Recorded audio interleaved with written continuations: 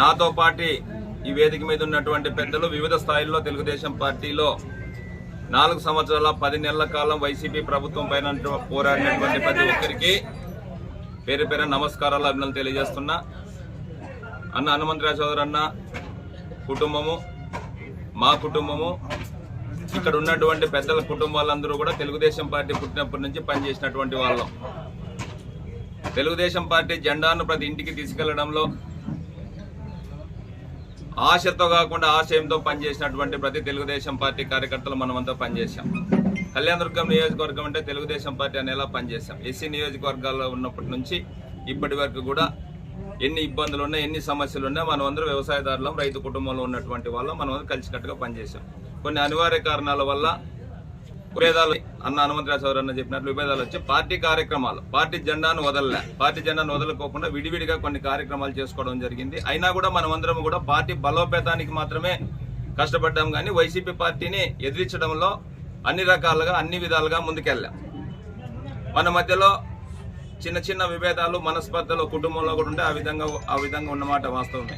కానీ దాన్ని ఆసరా చేసుకొని కొంతమంది వ్యాపారస్తులు కళ్యాణదుర్గం నియోజకవర్గంలో వాళ్ళ మధ్య చిచ్చులు ఉన్నాయి, అక్కడ మాకు వర్కౌట్ అవుతుందేమనే ఆలోచనతో, తెలుగుదేశం పార్టీని మేము కొన్నాము అనే ఆలోచనతో రకరకాల దుష్ప్రచారం చేసి గత 15 రోజుల నుంచి నియోజకవర్గ వ్యాప్తంగా కార్యకర్తలను, నాయకులను అయోమయంలోకి గురి చేసినటువంటి సందర్భం ఉంది. ఈ సందర్భంలో తెలుగుదేశం పార్టీ కార్యకర్తల మనోభావాల ప్రకారం మా ఇద్దరికి సంబంధించిన అభిప్రాయాలు పక్కకు పెట్టి తెలుగుదేశం పార్టీ బలోపేతం చేయడానికి, రాష్ట్రంలో ఈ వైసీపీ ప్రభుత్వాన్ని నిర్మూలించడానికి, తెలుగుదేశం జెండా కళ్యాణదుర్గంలో ఎగిరేయడానికి, చంద్రబాబు నాయుడు గారిని ముఖ్యమంత్రిని చేయడానికి మేమందరము కలిసి ఏకమై తెలుగుదేశం పార్టీని కళ్యాణదుర్గం నియోజకవర్గంలో ఎగిరేయాలని చెప్పి నిశ్చయానికి వచ్చాం.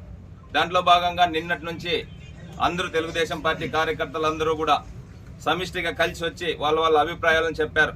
అందరి అభిప్రాయం కూడా మనమందరూ ఏకాభిప్రాయంగా వెళ్ళాలి, తెలుగుదేశం జెండా ఎగిరేయాలి.